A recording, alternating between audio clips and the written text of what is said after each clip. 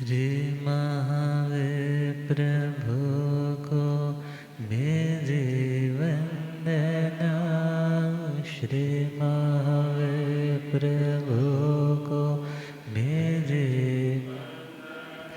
वंदना वंदना वंदना वंदना वंदना वंदना वंदना। मुझको तारो प्रभु तारे जो चंदना। मुझको तारे जो चंदना। वंदना वंदना वंदना वंदना वंदना वंदना वंदना। तेरे चरणों में दाता मेरा ध्यान हो। तेरे चरणों में दाता झूठी दुनिया से दिल मेरा अनजान हो। झूठी दुनिया से दिल मेरा चाहे सुख में रहो चाहे दुख में रहो। चाहे सुख में रहो चाहे समता टूटे नहीं है यही स्पंदना। समता टूटे नहीं है यही वंदना वंदना वंदना वंदना वंदना वंदना वंदना। अनंत अनंत शांति के निकेतन शासनपति श्रवण भगवान महावीर स्वामी के पावन चरणा रविंदों में हार्दिक भावना वंदन नमन। मेरे अंधेरे जीवन को रोशनी प्रदान करने वाले परम उपकारी आगम ज्ञान के भंडार आगम ज्ञाता आगम पुरुष जन शास्त्ररत्न हिमाचल के श्री उपाध्याय भागवत श्रद्धे गुरुदेव श्री जितेंद्र मुनि जी महाराज साहब के पावन चरण कमलों में हार्दिक भावना वंदन नमन। पाठ पर विराजमान तपस्वी रतन श्री ब्रह्म मुनि जी महाराज साहब के चरणों में वंदन। धर्म सभा में उपस्थित धर्मानुरागियों सुशीलवती माताओं एवं बहनों, असीम पुण्योदय से भाग्योदय से आप सबको संतों का समागम और वीतराग वाणी श्रवण करने का सुअवसर प्राप्त हो रहा है। श्रवण कर रहे हैं श्री महावीर स्तुति और 17th गाथा, जिसमें भगवान ने सर्व कर्मों का क्षय कैसे किया, कर्मों के धब्बों को आत्म रूपी चादर से कैसे उतारा, उसकी युक्ति, उसका उपाय, उस साधना का वर्णन आर्य श्री सुधर्मा स्वामी जी महाराज ने किया। हणोत जग परम महेशे, हणोत जग अशेष कम सविशोहिता, अशेष कम सविशो सिद्धिंग साय मरणतपते दाणेन शीलेन यदसनेन पुच्छिं सोणं समणमाणाय पुच्छिं सोणं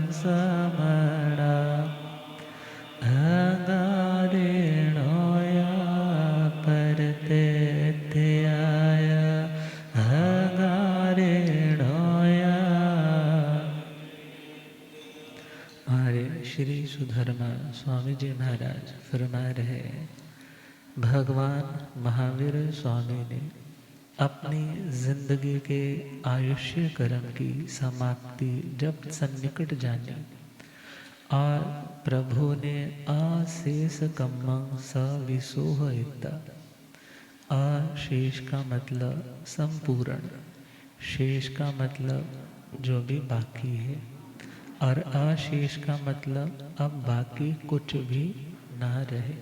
संपूर्ण कर्मों को भगवान ने विशोह इत्ता मीन्स उनका विशोधन किया। क्या किया? एक होता है शोधन और एक होता है विशोधन। शोधन का मतलब है किसी वस्तु में मलिनता आ गई है, उस मलिनता को सामान्य रूप से दूर करना, उसे शुद्ध करना। विशोधन का मतलब है विशेष प्रयास के द्वारा विशेष रूप से उस वस्तु को और ज़्यादा नीट एंड क्लीन, बहुत ज़्यादा शुद्ध करना। विशिष्ट रूप से, विशेष रूप से, स्पेशली जिसको और ज़्यादा तरीके सलीके से साफ किया जाए, उस क्रिया का नाम है विशोधन। उसका नाम है विशोधन। भगवान ने अपने संपूर्ण कर्मों का विशोधन करके अणुत्तर, अग्र, परम, सिद्धि, गति जो सादी और अनंत है, उसको ऐसे महर्षि भगवान ने पत्ते मीन्स प्राप्त किया। उस सिद्ध गति को, सिद्ध गति का मतलब वो perfect situation of the soul, आत्मा की बिल्कुल संपूर्ण अवस्था। संपूर्ण का मतलब जिसमें अब कोई भी अपूर्णता नहीं है। आत्मा के असंख्यात प्रदेशों की दृष्टि से तो पहले भी आत्मा में उतने ही प्रदेश थे, मगर अब पूर्णता का मतलब क्या हुआ? जैसे सूरज के आगे, चंद्रमा के आगे जब राहु विमान आता है तो सूर्य ग्रहण या चंद्र ग्रहण लगता है। तो उस सूरज और चंद्रमा जो पूर्णिमा की रात में है, जो पूरी तरह से चमक रहा था, उसके प्रकाश में अब व्यवधान आ जाता है। वो प्रकाश पूरी तरह से आगे दुनिया तक, इस हमारे इस क्षेत्र तक नहीं पहुंच पाता। मगर सूर्य के पास प्रकाश तो पूरा है, चंद्रमा के पास सौम्य शीतल प्रकाश भी पूरा है। मगर जब राहु विमान आगे आया तो वो पूरा प्रकाश आगे पहुंचाने में समर्थ नहीं होते। इसी प्रकार आत्मा में अनंत ज्ञान केवल ज्ञान, अनंत दर्शन केवल दर्शन विद्यमान तो है, मगर इस आत्मा ने स्वयं ही उन कर्मों के बादलों को इनवाइट कर करके अपने उस सूर्य जैसे तेजस्वी और उस चंद्रमा जैसे शीतल स्वरूप को ढक रखा।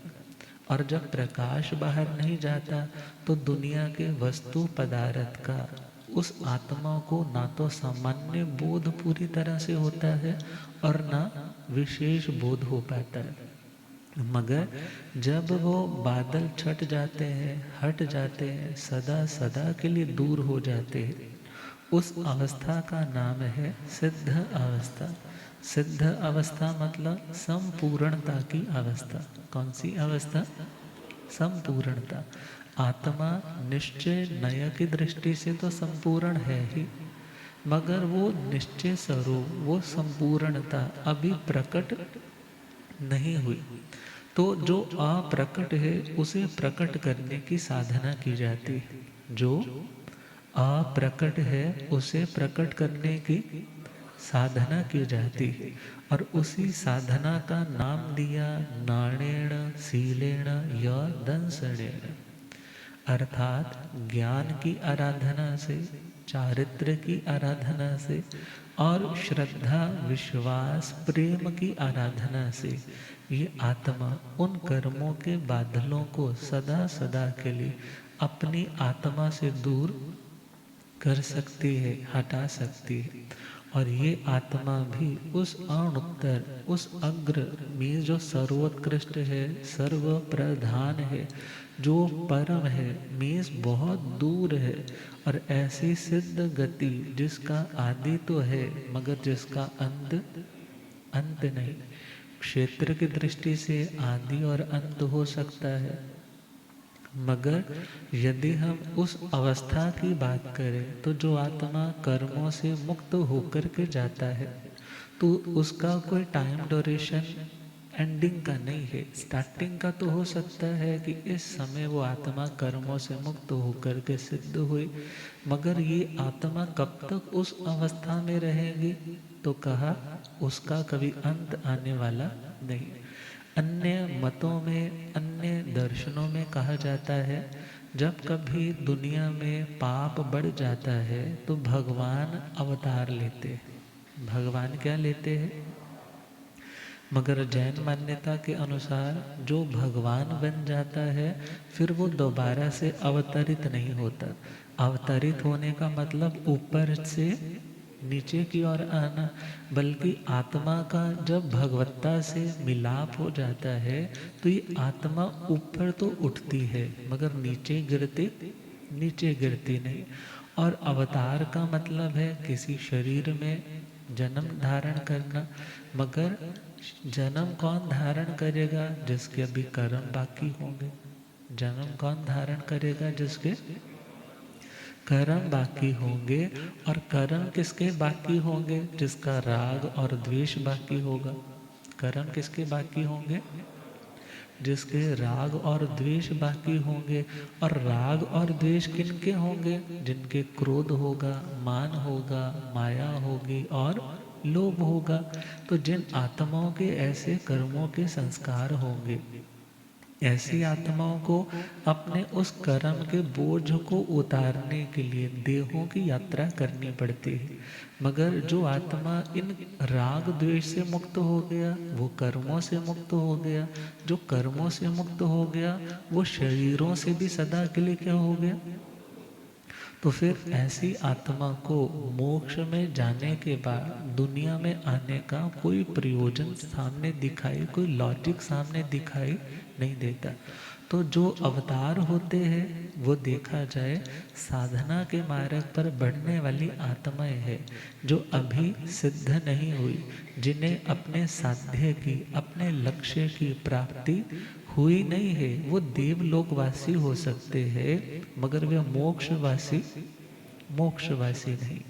तो अणुत्तर मीन्स जिससे ऊपर और कोई दूसरी चीज है ही नहीं, ऐसी जो सर्व प्रधान, दुनिया में सर्वश्रेष्ठ जो अवस्था है वो अवस्था है कर्मों से सदा सदा के लिए मुक्त हो जाना। तो भगवान महावीर स्वामी ने उस सादी और अनंत, जिसकी स्टार्टिंग तो है मगर जिसका कभी अंत नहीं आएगा, ऐसी सिद्धि गति को, पत्ते मतलब ऐसी सिद्ध गति को भगवान ने प्राप्त किया। कैसे प्राप्त किया? आशेष कम्मा स विशोह इत्ता, संपूर्ण कर्मों का विशोधन करने के बाद। कब किया उस सिचुएशन को अटेन? जब सारे कर्म भगवान ने क्या कर दिए? विशेष रूप से धो डाले और अपनी आत्मा की वो चद्दर पूरी तरह से अब निर्मल हो गई। निर्मलता का मतलब मलिनता का, कर्मों के मल का दूर हो जाना। और जब कर्मों की मलिनता दूर हो जाए उसी का नाम वीतरागता, उसी का नाम। मगर वीतरागता भी दो तरह के होते हैं। एक होती है कर्मों के उपशम से और एक होती है कर्मों के क्षय से। जब कभी 11वां गुण स्थान आता है तो जिस आत्मा ने उपशम श्रेणी का आरोहण किया 8वें गुण स्थान से, वो आत्मा फाइनली क्या होगा? 11वें गुण स्थान से नीचे गिरेगा। वीतरागता तो उसमें भी है। क्यों? क्योंकि उस टाइम उनके जो कर्म है, उनके जो वो कषाय भाव है, वो पूरी की पूरी तरह डॉर्मेंट स्टेट में है, ठंडे बिल्कुल शांत होकर के बैठे हैं। आत्म स्वरूप में किसी भी प्रकार से बाधा डाल बाधा तो डाल नहीं रहे, मगर जो वो टाइम ड्यूरेशन है उस आनंद की अनुभूति का, वो थोड़ी देर करेगा और उसके बाद वो क्या करेंगे, नीचे आएंगे। मगर जो आत्माएं शपक श्रेणी का आरोहण करती है, तो वो आत्माएं 11वां गुण स्थान तो टच ही नहीं करती, 10वें गुण स्थान से सीधा कहाँ आती है, 12वें गुण। क्योंकि 10वें गुण स्थान के वो लास्ट वाले समय में जैसे ही उन्होंने मोहनीय कर्म का क्षय किया है, तो कौन सा गुण स्थान आ गया, क्षीण मोहनीय गुण स्थान। अब उसमें भी अंतर मुहूर्त की स्थिति है। और 12वें गुण स्थान के जो लास्ट वाला समय आता है, उस लास्ट वाले समय में काम तो पहले से चल रहा है, मगर फाइनल टच बिल्कुल लास्ट वाले समय में ज्ञानावरणीय कर्म, दर्शनावरणीय कर्म और अंतराय कर्म, ये तीनों कर्म युगपत, युगपत का मतलब है साइमल्टेनियसली, एक साथ आत्मा के ऊपर जो छाए हुए थे वो हट जाते हैं, वो पूरी तरह से आत्मा से अलग हो जाते। और जैसे ही अलग हुए, 13वें गुण स्थान का पहला समय, जिसे केवल ज्ञान और केवल दर्शन की स्थिति वाला कहा जाता है। और हमने पिछली गाथा में सुना था, भगवान ने अणुत्तर ध्यान ध्याया, परम शुक्ल ध्यान ध्याया। तो 12वें गुण स्थान तक की स्थिति में तो भगवान ने शुक्ल ध्यान ध्याते रहे, मगर जैसे ही वो 13वां गुण स्थान आया है, तो केवल ज्ञान ध्यान अंतरिका में हुआ। ध्यान अवस्था में केवल ज्ञान नहीं हुआ, केवल ज्ञान के लिए ध्यान उपयोगी तो था, मगर इस टाइम केवल ज्ञान जब हो रहा है तब ध्यान की अवस्था नहीं चल रही, बल्कि ध्यान अंतरिका। क्योंकि वो 2 चरण तो उन्होंने 12वें गुण स्थान तक कंप्लीट किए, और जो तीसरा और चौथा चरण शुक्ल ध्यान का है, जिसका नाम सूक्ष्म क्रिया अनिवृत्ति और समुच्छिन्न क्रिया अप्रतिपाती। तो 13वें गुण स्थान का जैसे ही लास्ट वाला टाइम अंतर मुहूर्त शेष है। अंतर मुहूर्त का मतलब 48 मिनट के अंदर अंदर वाली स्थिति, अंतर का मतलब अंदर अंदर वाली स्थिति, इतना टाइम उनका बाकी था। किस चीज का, अब आयुष्य कर्म भी तो समाप्त हो रहा है। तो इस टाइम में प्रभु क्या करेंगे, तीसरा वो चरण सूक्ष्म क्रिया अनिवर्ति या अनिवृत्ति में, सूक्ष्म वो श्वास के स्पंदन तो चलेंगे, बाकी सारे स्पंदन क्या हो जाएंगे, छूट जाएंगे, बंद हो जाएंगे। और ये वो स्थिति है जहाँ से प्रभु दोबारा से लौटेंगे, नीचे नहीं लौटेंगे। और जैसे ही 13वां गुण स्थान का लास्ट वाला समय आया, तो प्रभु ने फिर और विशेष बल पराक्रम से क्या कर दिया, समुच्छिन्न क्रिया अप्रतिपाती, पूरी तरह से योगों के जो स्पंदन थे, काया का स्पंदन ही शेष था, उसको भी क्या कर दिया, समुच्छिन्न मीन्स उसे पूरी तरह से काट डाला। और जैसे उसका समुच्छेद किया है, उसको तोड़ा है, और अप्रतिपाती उस अवस्था को प्राप्त होने जा रहे हैं जहाँ से अब प्रतिपात नहीं होगा। प्रतिपात का मतलब कोई व्यक्ति पतित हो जाता है, उसको तो बोल दिया प्रतिपाती, पतित हो जाना मतलब गिर जाना। मगर अप्रतिपतित का मतलब कि अब ऊपर है तो ऊपर ही रहेंगे, वो वहाँ से नीचे नहीं गिरेंगे। तो प्रभु उस 14वें गुण स्थान में 5 ह्रस्व अक्षर उच्चारण जितनी स्थिति वहाँ पर विराजमान रहे। और जैसे ही वो टाइम कंप्लीट हुआ, मतलब अ ई ओ री री, एक बिल्कुल ही नॉर्मल, जिसको कोई हेल्थ इश्यूज नहीं है, ऐसा व्यक्ति यदि इन शब्दों का उच्चारण करे तो जितना टाइम लगता है, इतना समय 14वें गुण स्थान का, जिसका नाम है शैलेशी गुणस्थान। कौन सा गुणस्थान? अब शैलेशी का मतलब पहले बताया था, मेरू पर्वत की तरह जिसमें आत्म प्रदेश स्थिर हो जाते हैं। और दूसरा शीलेश भी बोला जाता है, इसे शील बोला जाता है चारित्र को।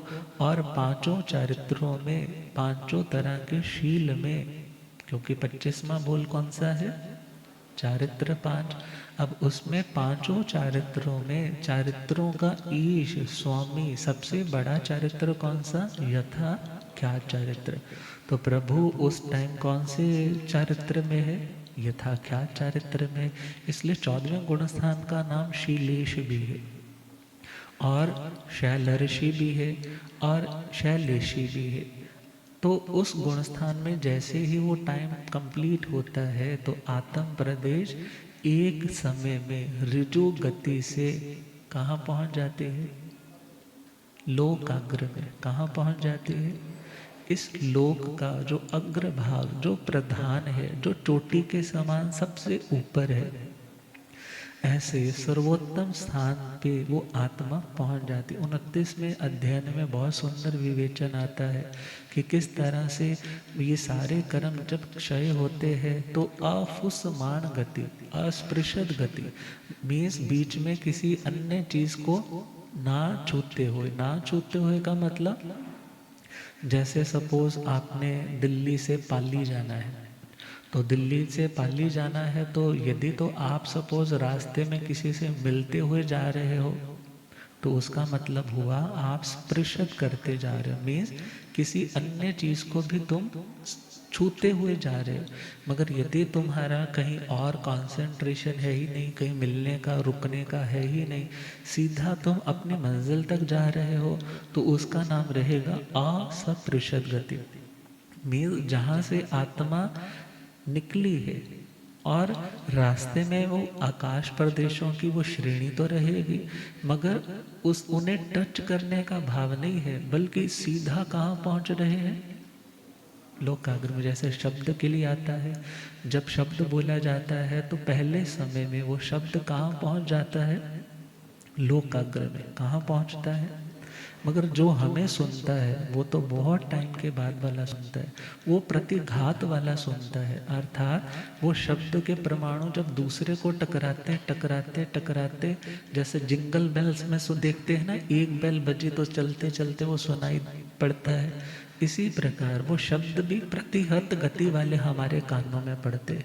मगर पुद्गल की जो एटम है, उस परमाणु की गति भी कैसी है? वो भी एक समय में बहुत लंबा लोकाग्र तक पहुंच सकता है। अर्थात आत्म प्रदेश भी एक ही समय में कहाँ पहुंच जाते हैं? लोकाग्र में। वो असंख्यात प्रदेशी आत्मा जितने आकाश प्रदेशों का अवगाहन मीन्स घेर रखा है, उतने में तो रहेंगे और उतनों में ही जैसे लिफ्ट की तरह सीधे ऊपर जाते हैं, ऐसे एक ही समय में कहाँ पहुंच जाएंगे? लोकाग्र में। और उस अवस्था का नाम क्या है? सिद्ध अवस्था, परिपक्व अवस्था। जब कोई आत्मा सीज जाती है तो वो सिद्ध हो जाती है। सीज जाना मतलब, जैसे आपने सपोज करो ना, चावल बनाए, सोचा कि चलो मेहमान ज़्यादा आ रहे हैं, रोटी तो बना ही ली है, थोड़े चावल भी बना लेते। अब चावल बनाए हैं तो उस चावल में आप क्या करते हो? यदि तो कढ़ाई में बनाया है तो उसको क्या करते हो? चेक करते हो। क्या चेक करते हो कि पक्का या नहीं पका? पक जाने का मतलब है सीज जाना। पक जाने का मतलब क्या है? सीज जाना। अब सीजने के बाद उस चावल को यदि तुम धरती में बोना चाहोगे तो वहां से कुछ पैदा होने वाला नहीं है। इसी प्रकार जब आत्मा के सारे वो कर्म पूरी तरह से गल जाते हैं, नष्ट हो जाते हैं, फिर पुनः उस कर्म, उस निष्फल कर्म से कोई नया कर्म पैदा नहीं होता। और उसका दोबारा से पैदा नहीं होना ही क्या है? सीझना। उसी का नाम है सिद्ध हो जाना, उसी का नाम है परिपक्व अवस्था को पा जाना। अर्थात जो आत्माएं, यदि कोई व्यक्ति हमारे साथ अच्छा करे, बहुत फेवरेबल कुछ करता है, तो उनके प्रति जो व्यक्ति रीझता नहीं है, शब्द आता है ना रीझना। रीझना मतलब, रीझना मतलब किसी के प्रति बस डुल जाना, बहुत उसके प्रति आसक्ति हो जाना, बहुत प्रेम आना। तो जो आत्माएं किसी से, किसी के प्रति रीझती नहीं है, और यदि कोई बुरा कर जाए तो खींचती नहीं है। क्या नहीं करती? खींचती नहीं है। फिर वही आत्माएं सीझती हैं। वही आत्माएं क्या करती हैं? सीझती है। तो जो सीझती है उन्हीं को सिद्ध बोला जाता है। जो सीज जाती है उन्हीं को क्या बोला जाता है? जो अपने कर्मों को पूरी तरह से गला देती है। फिर उन आत्माओं का पुनर्जन्म होने का कोई रीजन बाकी शेष नहीं रहता। तो अशेष कम्मं स विशोह इत्ता, भगवान ने अपने संपूर्ण कर्मों का, अशेष कम्मा मतलब संपूर्ण कर्मों का, स का मतलब उन भगवान ने, विशोह इत्ता मतलब विशोधन करके। एक मीनिंग तो यह है। दूसरा मीनिंग चले तो अशेष कम्मंस विशोह इत्ता, यदि उस स को हम इकट्ठा पढ़ लेना तो उसका मीनिंग क्या रहेगा, अशेष कर्मांशों को भगवान ने शोधन करके। अशेष का मतलब जो अब 4 अघाती कर्म है ना शेष, और वो क्या कौन से है, वेदनीय, आयु, नाम और गोत्र कर्म। अब वो कर्म क्या है, 8 कर्मों में से एक अंश है। अंश समझ रहे हैं ना, अंश का मतलब एक हिस्सा है। तो जो बाकी कर्म थे और बाकी कर्मों के जो कुछ हिस्से, कुछ मलिनता के धब्बे अभी बाकी थे, उन कर्मों का भी भगवान ने विशोधन करके उस सिद्धि गति को प्राप्त किया, जिसकी आदि तो है मगर जिसका अंत नहीं। तभी तो क्या कहा जाता है सिद्ध परमात्मा के लिए, सिद्ध अरिहंत में मन रमाते चलो, सिद्ध अरिहंत में मन सर्व कर्मों के बंधन छुड़ाते चलो, सर्व कर्मों के बंधन, सिद्ध अरिहंत में मन रमाते चलो, सिद्ध अरिहंत में मन सर्व कर्मों के बंधन छुड़ाते चलो, सर्व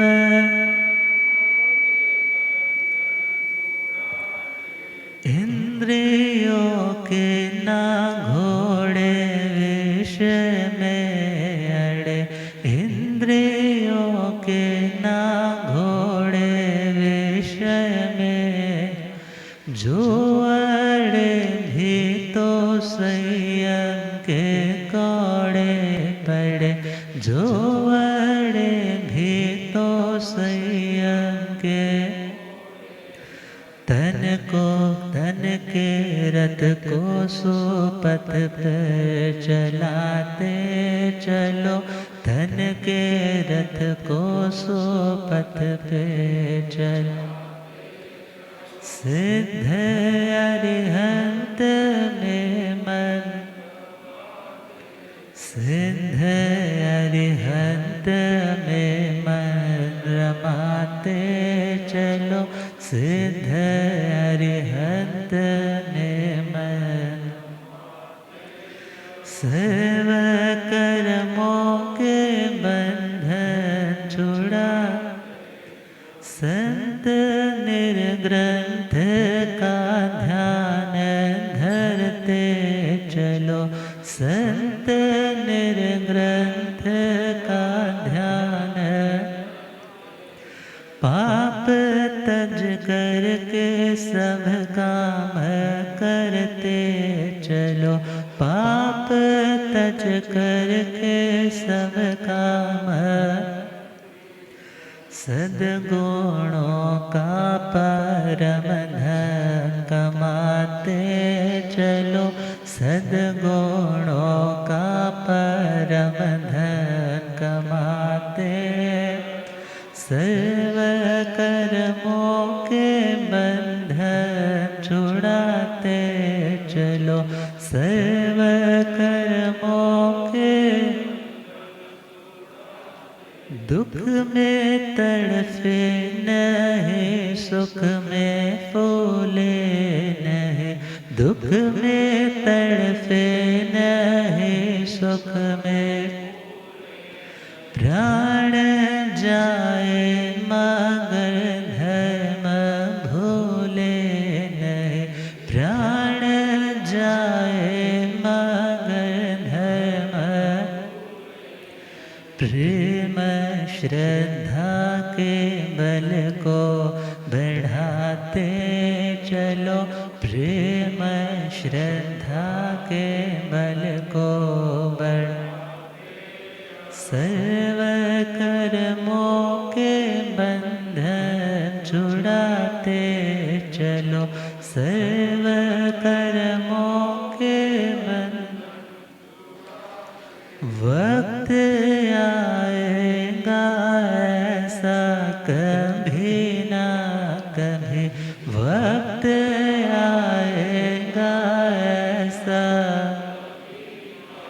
सिद्धि पाएंगे हम भी कभी ना कभी, सिद्धि पाएंगे हम भी।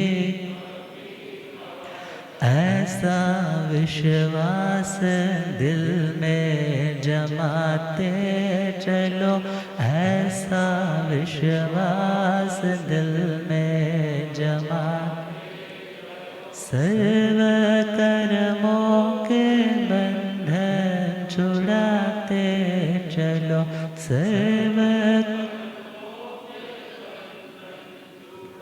सिद्ध अरिहंत में मन रमाते चलो, सिद्ध अरिहंत में मन रम सर्व कर्मों के बंधन छुड़ाते चलो, सर्व कर्मों के बंधन। तो उस सिद्धत्व तक पहुँचने के लिए हम इतना कुछ सुनते हैं, इतना पढ़ते हैं, इतनी सामायिकें करते हैं, इतना पाठ करते हैं, इतनी तपस्याएं करते हैं, किसके लिए? यदि लक्ष्य ही क्लियर नहीं है, दुनिया के भौतिक साधनों की प्राप्ति के लिए यदि कर रहे हैं, तो अभी तक हम अपने उस मोक्ष मार्ग से भटके हुए। तो जो आत्मा चाहती है कि मैं भी वैसा क्या बन सकता हूँ, तो यदि वो चाहता है कि मैं बनूं, तो भगवान कहते हैं तुम बन भी सकते हो, मगर रास्ता मैं बताता हूँ। मैंने वो मुक्ति कैसे पाई? नाणेण सीलेण यो दंसरेण। किससे पाई? ज्ञान से, शील से और श्रद्धा से। तो तीन चीजें जरूरी है आत्मा के ऊपर। कभी जानते हुए पापों की गंदगी हम उठा लेते हैं, और कभी अनजाने। कभी वो कर्म जिसमें हमारे भाव ज़्यादा बुरे नहीं होते, तो वो कर्म मानो जैसे हमारा रुमाल सामान्य मिट्टी के ऊपर गिर गया, तो उस मिट्टी पर गिरे हुए रुमाल पर मिट्टी भी लगेगी। मिट्टी लगी है तो उसको झाड़ना क्या है? कोई बहुत मुश्किल काम नहीं है। उसको झाड़ेंगे और वो क्या हो जाएगा? साफ हो जाएगा। और वही सपोज करो रुमाल गीला है, और गीला रुमाल यदि मिट्टी पे गिरा है तो क्या होगा? उसको पानी में डिप करके दोबारा से साफ करना पड़ेगा। और वही सपोज करो रुमाल आपका बहुत क्लीन था, मगर वो रुमाल आपके हाथों से कीचड़ में गिर गया, नाली में गिर गया, उस गंदगी में गिर गया जहाँ पर उसका रंग भी बहुत ज़्यादा चढ़ गया। अब उसको धोने के लिए बहुत ज़्यादा परिश्रम, गर्म पानी में भी डिप करना पड़ेगा, सरफ भी डालनी पड़ेगी, मीन्स मेहनत ज़्यादा लगेगी। और वही रुमाल सपोज करो किसी ऑयल वाले बर्तन में गिर गया, ऑयली हो गया, फिर मिट्टी पे गिर गया, फिर उसको साफ करना तो बोलो, उसको साफ करना और भी मुश्किल हो जाए। ऐसे ही कभी कभी ये आत्मा सामान्य रूप से पाप की गंदगी पे गिरती है, तो उसको साफ करना तो प्रतिक्रमण किया, कात्सर किया, मिच्छामि दुक्कडम किया, गुरुदेव से आकर के बता दिया, उस पाप की शुद्धि तो थोड़े से काम से क्या हो जाएगी? हो जाएगी। मगर कोई काम है जिसमें हमने कुछ थोड़ा सा ज़्यादा इंटरेस्ट रख कर के किया, उस टाइम कषाय भी साथ में थे, मगर कषायों का जो उदय भाव था, मीन्स क्रोध का, मान का, माया का, लोभ का पानी उसके साथ लग गया था, जिसके कारण उस मिट्टी का उस रुमाल के साथ जो बंधन था, जो पकड़ थी, थोड़ी ज़्यादा हो गई। मगर अब ज़्यादा हुई है तो उसको धोने में मेहनत भी क्या करनी पड़ेगी? ज़्यादा करनी पड़े। और आगे बढ़े तो यदि वो हमारी आत्मा रूपी कपड़ा कीचड़ में गिर जाता है, नाली में गिर जाता है, कुछ चिकने कर्म भी है मगर इतने ज़्यादा चिकने नहीं है कि वो साफ ना हो सके, तो उसमें मेहनत और ज़्यादा लगानी पड़ेगी, जिसमें कषाय के भाव थोड़े ज़्यादा लेवल ऊंचे वाले, उसकी पोटेंसी ज़्यादा हो चुकी है। और यदि सपोज करो आत्मा के भाव बहुत ही ज़्यादा क्रूर हो गए हैं, क्रोध भी बहुत उत्कृष्ट, मान भी, माया भी, लोभ भी, मगर ध्यान देना है उस उत्कृष्टता में भी सपोज थोड़ा सा कम है, तो वो तेल वाले रुमाल की तरह अब उसको साफ करने में बहुत ज़्यादा मेहनत लगी। और यदि सपोज करो आपका रुमाल कहीं सड़क बन रही है, क्या बन रही है, ताजी ताजी अभी उसके ऊपर डामर लुक पड़ी है, उसके ऊपर गिर जाता है, तो उस रुमाल को साफ करना, अब वो जो बंधन है वो देखा जाए निकाचित बंध है। कैसा बंध है? अब बंधन तो आत्मा ने ही बांधा है, वो मलिनता तो आत्मा ने ही अपने साथ जोड़ी है। भले प्रमाद, अपनी लापरवाही बोलो, भले अविरति बोलो, भले कषाय बोलो, भले योग बोलो, कोई भी आश्रय बोलो, मगर जब आत्मा उन आश्रमों का सेवन करेगी, कषायों के साथ सेवन करेगी, तो वो कर्म यदि गाढ़ा बंधा है तो निकाचित के लिए बोला जाता है, जैसा बांधा फिर उसको भोगने के लिए वैसा ही उस आत्मा को पराक्रम अपना लगाना पड़ेगा उसे तोड़ने के लिए। और कुछ निकाचित कर्म ऐसे भी होते हैं कि कुछ हल्के पड़ जाते हैं, और कुछ निकाचित कर्म ऐसे हैं ना हल्के पड़ेंगे, कोई फर्क नहीं पड़ेगा। मगर क्वेश्चन आता है फिर क्या हम साधना करनी बंद कर दें? हम क्यों इतनी तपस्या करें यदि उसको कोई फर्क नहीं पड़ेगा? तो ध्यान देना, तुम्हारी आत्मा का बल इतना बढ़ जाएगा कि तुम्हें वो जब कर्म भोगने का वक्त आएगा तो ज़्यादा प्रॉब्लम, तुम जैसे इम्यूनिटी जिन लोगों की स्ट्रांग होती है, तो ऐसे लोग भी, तो जब कोई कोविड-19 आया था तो बहुत से लोग ऐसे भी थे जो कहते हैं कि हमें तो कुछ भी हुआ, क्यों? क्योंकि उन लोगों की रोग प्रतिरोधक क्षमता मजबूत थी। इसी प्रकार कर्म तो उदय में आएगा, जो यदि निकाचित है तो आएगा ही आएगा, क्योंकि निधत्त इत्यादि जो कर्म है, जो बद्ध सत्ता इत्यादि वाले कर्म है, वो कर्म तो कुछ साधना से टूट जाते हैं, झड़ जाते हैं, मगर जो निधत्त से यदि निकाचित में चला गया है तो उसको तो उसी रूप में आत्मा को भोगना पड़ता है। गज सुखमाल जी को भोगना पड़ा था, वो निकाचित हो गए। अब उन निकाचित कर्मों को भी आत्मा को धोना है, भोगना है। भगवान महावीर स्वामी ने शैया पालक के कानों में क्या डाला था? गरम गरम मेल्टिंग स्टेज पे वो लेड नाम की धातु, जिसे सीसा बोला जाता है, वो कानों में पिघला पिघला डाला है, वो तड़प तड़प के मरा है। वो निकाचित बंध है। कौन सा बंध है? कर्म किया, कर्म करते टाइम इतना पाप शायद नहीं हुआ होगा, मगर कर्म करने के बाद भी बहुत खुश है, उसके बारे में कई लोगों को बता रहे हैं कि मैंने ऐसा किया, और खुद याद करके भी खुद को बहुत ब्रेव समझ रहे हैं। तो कर्म इतना गाढ़ा हो गया कि पश्चाताप आया नहीं, और उसके प्रति भी अनुमोदना के भाव आ रहे। तो आज वही गवाला है जो भगवान के कानों में क्या डालता है? किल्ली डालता। मगर भगवान ने उन समस्त कर्मों का विशोधन किया। किसके द्वारा किया? ज्ञान के द्वारा, शील के द्वारा, श्रद्धा के द्वारा। तो ज्ञान पहली टर्म है। यदि हम चाहते हैं हम खुद को क्लीन कर सके तो पहले नॉलेज तो होनी चाहिए ना। अब सपोज करो मेरे पास कोई कपड़ा है, तो उस कपड़े को यदि मुझे विश्वास है कि ये साफ हो सकता है, तभी तो मैं बकेट में पानी डाल करके, सरफ डाल करके उसको क्या करूँगा।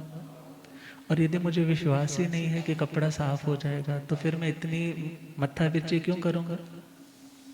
अब एक किसान भी धरती में बीज बोता है। क्यों बोता है? क्योंकि उसको विश्वास है। किस बात का विश्वास है? बीज बोऊंगा तो यहाँ से क्या होगी? फसल होगी। और यदि विश्वास ना हो तो व्यक्ति कोई काम नहीं कर। और धर्म के क्षेत्र में भी हर आत्मा को अपनी हर धर्म क्रिया के प्रति विश्वास होना चाहिए। आप जो कर रहे हो मतलब कर्म बो रहे हो, और जो कर्म आज बोओगे उसका फल तुम्हें निश्चित ही मिलने वाला है। तो ज्ञान का मतलब है हमें ये नॉलेज होनी चाहिए कि कहीं मैं बबूल के पेड़ तो नहीं उगाने के लिए बीज बो रहा, क्या मैं आम के बीज बो रहा हूँ या बबूल के बो रहा हूँ, पहले ये ज्ञान होना चाहिए। अब ज्ञान होने के बाद यदि बोया है तो ये श्रद्धा होनी चाहिए, यदि अच्छा बोया है तो इसका मेरे को फल जरूर मिलेगा। क्योंकि कहते हैं कर्म करो तो फल मिलता है, आज नहीं तो कल मिलता है। जितना गहरा कुआं होगा उतना मीठा जल मिलता है। आज कर्म करोगे फल जरूर मिलेगा। अर्थात कर्म कभी किया हुआ खाली खाली नहीं जाता।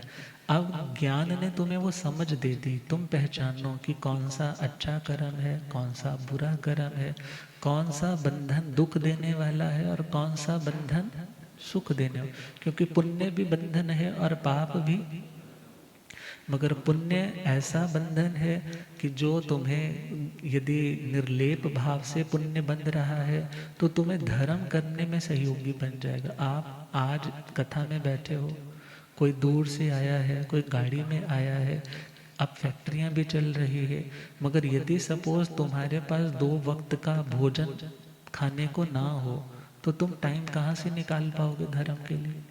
आज यदि यहाँ पर बैठे हो तो किस बात से, क्योंकि आपके मन में निश्चिंतता है कि काम कैसा चल रहा है, ठीक चल रहा है, और यदि थोड़ा बहुत है तो मेहनत करेंगे ठीक हो जाएगा। मगर जिस व्यक्ति के पास वैसी पुण्य की संपदा ना हो, अर्थात घर में बच्चे ना सुनते हो, टाइम पे भोजन ना मिलता हो, शरीर में व्याधियां हो, घाटे पर घाटा पड़ रहा हो, फिर ऐसे व्यक्ति को बोलो भाई धर्म किया कर, तो उसके लिए तो बहुत मुश्किल वाला काम है। अर्थात धर्म करने के लिए भी पुण्य का बैकअप होना किसी ना किसी सेंस में तो जरूरी है ही ना। अब इंद्रियां स्वस्थ है, आर्य क्षेत्र मिला है, आर्य कुल मिला है, शास्त्र सुनने को मिल रहा है, गुरुओं की संगति मिल रही है, ये बिना पुण्य को तो या बिना सौभाग्य के तो मिलती नहीं। तो भगवान का कहना है कि हे आत्मा, जो तुम्हें मिला है तुम उसका सदुपयोग करो। उसका क्या करो? सदुपयोग करो। और आज इंटेलेक्चुअल इतना शार्प है, बुद्धि इतनी तीव्र है, तो धर्म की बातों को समझने का प्रयास करो कि किससे दुख मिलता है, किससे सुख मिलता है, किससे कर्म कटते हैं, किससे मोक्ष होता है। गुरुदेव पधारे।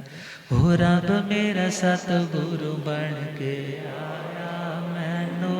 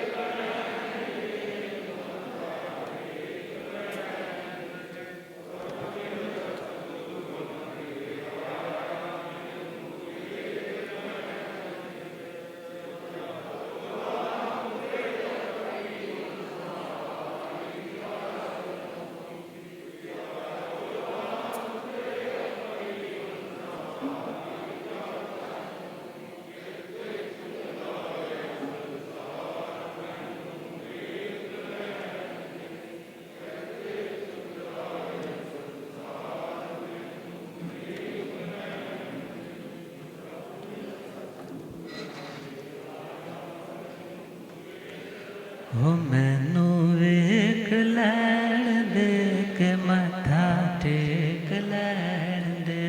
ओ मैनू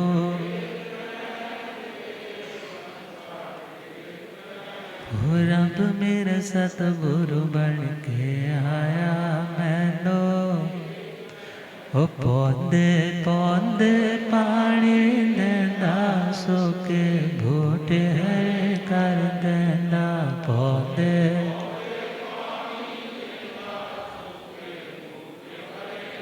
वो केड़ा माली बन के आया मैनू वेख लैण दे।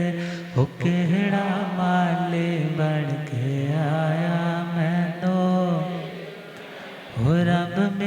सतगुरु बढ़ के आया मैनो, भूलिया गम ज्ञाता गम पुरुष जिन शास्त्र तंधिमाचल केसरी उपाध्याय भगवंत श्रद्धे गुरुदेव श्री जितेंद्र मुनि जी। तो कर्मों की मलिनता को दूर करने के लिए, आत्मा को प्योर करने के लिए, शुद्ध साफ क्लीन करने के लिए ज्ञान की ज़रूरत भी है, श्रद्धा की ज़रूरत भी है और अभ्यास की भी ज़रूरत है। और जब ये तीनों चीज़ें मिल जाती है, सपोज करो ना घर में तीन बेटे हैं। एक बेटा ऐसा है जो इंटेलिजेंट बहुत है मगर करता और कुछ नहीं है, सिर्फ इंटेलिजेंट है। और दूसरा बेटा ऐसा है जिसको उस तरकीब के प्रति श्रद्धा बहुत है कि बहुत ठीक बता रहा है मगर वो भी करता कुछ नहीं। और तीसरा है करता तो है मगर अपने हिसाब से करता है, ना पूरी नॉलेज है और ना ही जिनके पास नॉलेज है उन लोगों की बात के प्रति उसका कोई झुकाव है। तो इस तरह से वो लोग किसी भी मंजिल को पाने वाले, मगर यदि वो तीनों इकट्ठे हो जाए, नॉलेज भी इकट्ठी हो जाए और डेडिकेशन भी साथ आ जाए और उसके साथ एग्जीक्यूशन, उस प्रोजेक्ट को कैसे फाइनल करना है उसके लिए वो प्रयास भी करने लग जाए, तो वो लोग बहुत बुलंदियों तक पहुंच सकते। ऐसे ही मोक्ष तक पहुंचना है, आत्मा को शुद्ध करना है, तो ये तीनों चीज़ें अनिवार्य है। इनके बारे में कल और जैसे विवेचन होगा सुनेंगे। अब इन्हीं मंगलमय भावनाओं के साथ वीर प्रभु भगवान को कैसे जाने, वीर प्रभु भगवान उन जैसा बनने के मन में भी ध्याने हो, वीर प्रभु भगवान को कैसे उन जैसा बनने के मन में। आर्य सुधर मान जी से पूछे श्री जम्बो, आर्य सुधर मान जी से पूछे कृपा करो स्वरूप प्रभु का जाने, वीर प्रभु भगवान को कैसे उन जैसा बनने के मन में भी। अब श्रद्धे गुरुदेव कृपा करेंगे। ओम